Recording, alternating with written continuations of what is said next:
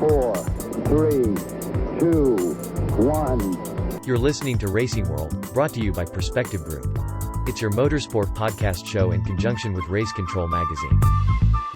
Well, hi there, everyone. Thanks again for tuning in. Another edition of Racing World for you. Part 2 of Belle Isle Detroit 2021 edition, you might say.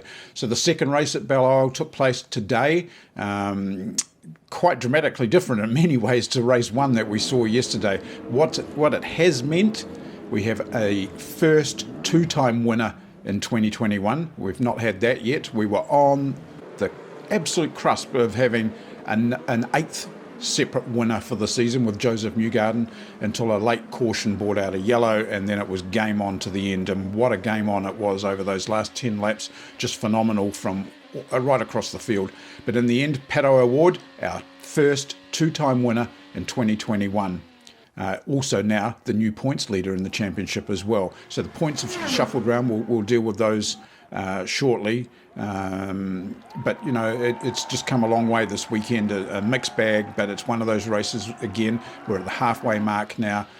You have to score points. A little bit of news today from Roger Penske saying he's unsure about whether they will find a replacement for the Toronto street race. I think a decision's going to have to be made on that this week. He's indicated that it will be made this week. I'm now thinking there won't be a replacement. So again, the impact on the championship, it's one less round to score points in. You get further behind, you're never going to catch up. So we should have news of Toronto this week.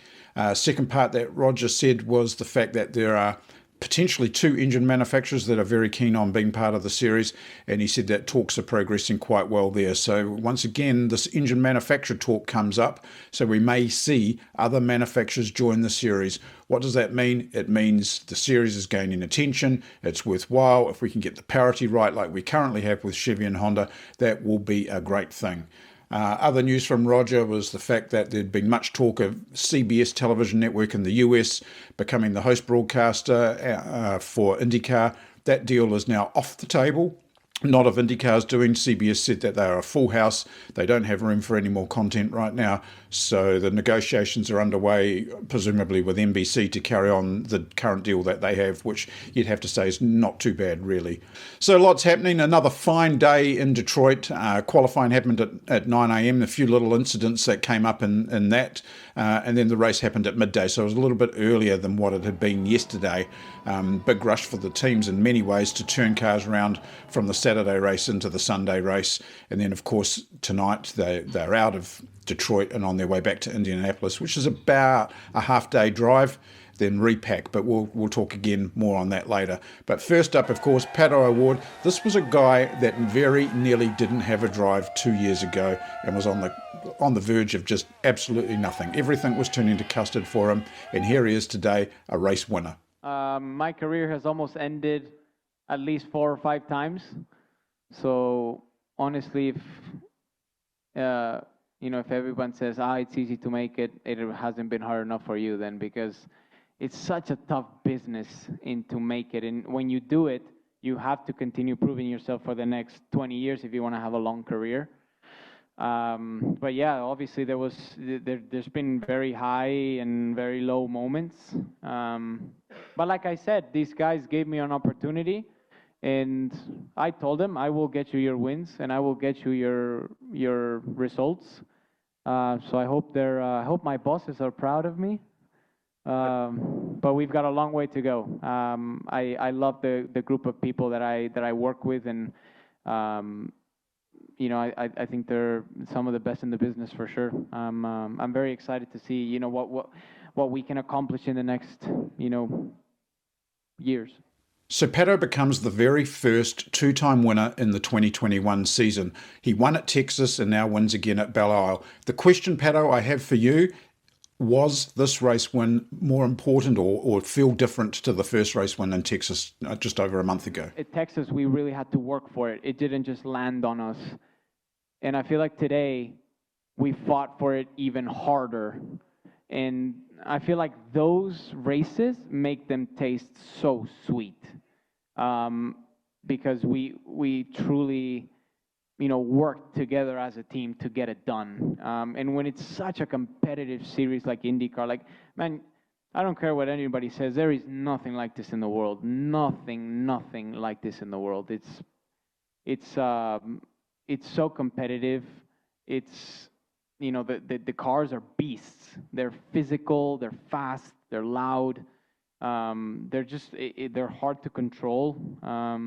So I feel like that's what really makes the win feel like you just accomplished something really cool. My question really is the fact that it's been 2 years now since we've been at Belle Isle. Is the track changed or evolved in relation to the tyre wear that you're getting now on either the reds or blacks? If anything, the reds were quite a bit more durable than 19. I mean, I think if you guys cast your thoughts back to 19, they were diabolically bad for tire wear. I mean, you didn't want to be on them for more than 2 laps in the race. So certainly they were more resilient today. I mean, you could almost make a used set work. A new set would have been preferred, but you could definitely make a used set work for, I would say, 15, 20 laps. 25 is pushing it. But Firestone made a change and definitely made them more durable. But, I think the fact that they are more fragile than the blacks, makes it interesting to watch. I think as a spectator, it's probably more fun to see that mix up and that dynamic than them being, just both really durable and just a little time offset. So that's what you get here. You get quite a bit of spread, but a lot less spread than what it was in 19. Dropping down from first in the championship to now second in the championship, albeit by only 1 point. Alex Palou driving for the Ganassi squad this year, massive improvement over what we saw at Dale Coyne. But again, Dale Coyne is one of these teams that brings on talent, and Ganassi certainly capitalising on that. But for Alex, again, the question I have for you is, you had never been to this place before. Was it bumpier than what you thought by comparison to other street courses? It's really bumpy. Like, if you can imagine a really bumpy place, you're not even close to that. Like, it's super bumpy, and I tried to imagine that. I tried to say, okay, Alex, it's going to be really bumpy. Get ready for it. I was mentally ready. 1 lap, and I was like, oh my God, I cannot race IndyCars here. Like, it's crazy. Yeah, so, and then having only 1 hour, it's tough. It's tough to get up to speed, to attack the corners without crashing, because if you crash in the 5th lap, you're done. So, yeah, it's a hard balance, and it's a really tough, but it's a situation we are now, and it's fine. We just have to deal with it. But yeah, it's nice when you get up to speed, but the first free practice I did, I was like, oh my God, that's going to be tough. But yeah, we made it to the podium. I'm really happy with the work we did, and yeah, cannot wait to come back next year and try and win this race. As those yellows came out near the end, Alex, one of the questions I had, and it was also a question for yesterday, which we just never got around to asking, do you feel that maybe IndyCar should have come out and swept the track like they do on the ovals to remove the marbles and create some better passing opportunities in the closing stages of the race? You like the tricky questions, eh? Should I be a good boy or a bad boy? Bad? You want the bad one? We've never seen you say anything bad in your life yet. No? No. You're not going to see me, but no, I can get in trouble just for, but no, yeah, to be honest, yeah. And yesterday as well, we were stopped for like, I don't know, 40 minutes on a red flag, and we came back, and it was like all marbles, and it was like, come on, why? Like, I guess that it's easy to sweep an oval and not so easy to sweep a street course, so maybe that's why we should understand. I don't, but yeah, for sure, if we didn't have those marbles, overtakes would have been a lot easier. We wouldn't seen so many lockups, because as soon as you were running offline, even on the inside a little bit, it was suddenly big pickups, and you would spend like 2-3 corners to take those pickups again. So yeah, for the next time, it would be nice if we can get the track sweep. Well, he's not a good boy and he's not a bad boy, is he? But he's certainly becoming a fan favourite amongst IndyCar. And then there was this very light-hearted moment in the press conference, which I thought was quite a lot of fun. It's this generation of drivers and the arrival of Pato into the press conference. Hey, Alex. We're having like a good discussion, and we're relaxed. I know you won, but it's my moment now. Okay. No. Okay. Well, that rounds out the podium finishes, but looking at some of the other drivers and some of the drivers that we were able to get with the help of IndyCar. First up, Rahal, driver always on the cusp of just about being there, and he's only got to string together a few things to make it come good, but Rahal finished 5th today, so let's catch up with him. Day done here, race 2 done in Belle Isle. Another top 5 for the United Rentals team today. The boys did a great job in the pits. Also did a great job getting Santino's car fixed up and ready to race. So thank you to all 3 teams for making that happen. But really solid day. I thought we were headed for a really kind of smooth top 3, top 4. Obviously running 4th, but kind of catching Palou. I thought we were going to be in a good spot, but it just kind of went away from us a little bit. The restarts, great job to Pato, but we can't seem to generate temperature on restarts. We got to figure that out. But solid weekend, solid points off the road America. Well, as Graham said, solid weekend for him, solid points. These points count. Can't keep saying that enough. This is a championship where you must score points. Driver that kind of got some points today was in the spotlight big time yesterday, in the spotlight big time the day before with comments at the press conference. Australian Willpower. You got to either like him or not like him, but you just can't help but seeing that some of the things he says are valid at times. But it was, again, a tough day for Will, but he did finish in the points. It was a good points haul. It's a very good day considering where we started. Guys did a really good strategy, good pit stops, and I was happy to get some yellows at the end because we had reds, but we had new reds, so I was confident they'd probably last. Even if we had to do the 18 or 19 laps. But really good day. I was right there behind Ward and he went on to win it, so it shows what you can do if you're good at restarts.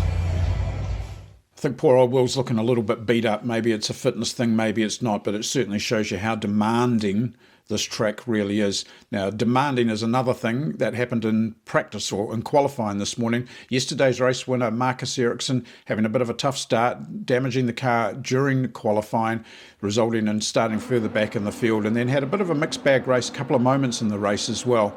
But for Marcus, you can go from being a hero one day to just finishing in the pack the next day. All right, so race 2 here in Detroit. We had an issue there in qualifying, so we qualified a bit further back than what we should have been. But as we showed yesterday, we know we have a good race car around here, so still confident going into the race. And I think the race played out well. My goal going into it was a top 10, and we achieved that with a 9th place finish due to really good strategy and really good pit stops and good driving. So I think it was a good performance out there, good points. So I'll take it after that starting position. Onwards now to the leading rookie, which is Kiwi Scott McLaughlin. Rightfully so, really. He's one of the only ones that's competing the whole championship of the rookies because the others are doing selected races, ovals and road courses. But for McLaughlin, this was probably the toughest weekend he's had in IndyCar.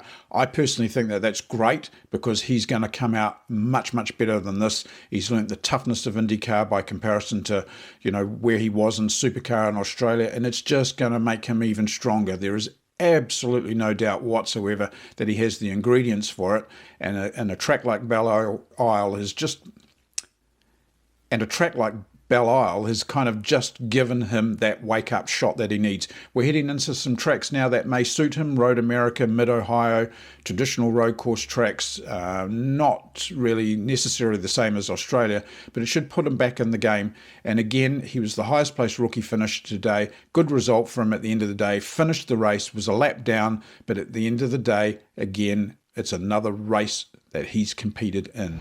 End of Detroit, race 2, started 21st, ended 20th. Pretty difficult day. We were running mid-pack, probably around the 12th, 13th mark on strategy, and unfortunately had a cut tyre midway through the last stint there after some contact. So it wasn't my perfect race, but it wasn't my worst. It was certainly probably one of the toughest weekends of my career, and something that I can really build on, a character building weekend. So I'm pretty gutted, but at the end of the day, we've got some road courses coming up that I know that I'll be strong at, and the PBG Chevy will be great too. So I can only build on from here. It certainly was a tough weekend. McLaughlin's certainly one of those drivers that takes it hard. He takes it on the chin, and he knows when he needs to perform, and it knocks him around. And you've got to admire a driver who can openly admit that to the media as well. The fact that they they know they can perform better. And like I said, I think there's much, much more to come out of McLaughlin. He's doing an amazing job, and I think we're in for some big things. I still think that we're going to see a race victory in 2021 from McLaughlin. Now, our other rookie in the field, one that we've become quite a fan favourite of, Rahal and Grosjean, ran a pretty good race, qualified quite well again, and then got sort of caught up in a few bits and pieces, and ended up with a drive-through after hitting the back end of Jack Harvey's car. Just things that you don't really want happening. Again, nature of the street course. But then there was this little incident that brought out a fire in Grosjean's car, and of course everyone says fire, Grosjean, and goes, oh dear me, here we go. But he was safely out of the car and everything. But we did catch up with Rahal straight after the race. Hey guys, pretty eventful weekend here in Detroit. I think we did 2 mega qualifying, 3rd and 5th. Today race pace was very good in the car, but got sandwiched at the race start, lost a fair bit of position, and then we tried and come back into the race, and picked up a drive-through, and then we just try and come back from there, but eventually brake failure and had to extinguish the fire, but all good here. I think the positive of the day is that we've improved the car a lot from yesterday, and looking forward to next week in North America. Well, there we have it. 2 races in Belle Isle. As I said, the teams now drive back tonight to most of them in their home bases in Indianapolis. So it's a good half-day drive. It's about a 4.5 to 5 hour drive. They'll get back there, so it'll be Sunday evening when the haulers get back into the race shops. Cars will be unloaded tomorrow. Then the builds for Road America happen. It's a good day's drive back up to Wisconsin to Road America. So she's a busy week ahead, turning those cars around, getting set back up to be ready to go by Friday. So big week ahead for these guys. It's done all sorts of things to the points championship today. As you can see from the points here, new points leader, Pato Award, followed then by Alex Palou. Then Dixon's sort of back in the frame, but he's just dropped off a few points. Big mover today was Joseph Newgarden. He's shot up there. VK down a little bit. You're starting to see some things happen here. Pagenaud's in the equation.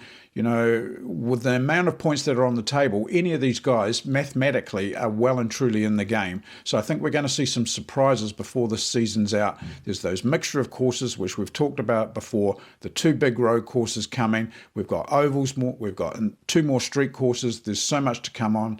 So I just think that, yeah, it's anyone's championship. But right now, you'd be starting to think slightly towards Pato Award and maybe Alex Palou, you know, but I just don't rule out the Iceman just yet. He's a wise, we're not going to say old fox, but he's a wise guy when it comes to this. He's experienced the championship hunt before.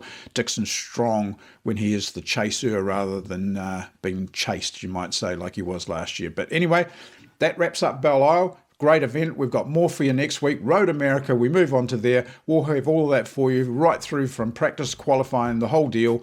There's just so much more to come. So once again, thanks very much for watching Racing World. Thanks for liking, sharing, subscribing, whatever you do. Don't forget the Facebook page. We update that every day with any news that we have. And until then, please stay safe out there. The world is still a scary place, you might say, but we look forward to catching up with you again on our next show.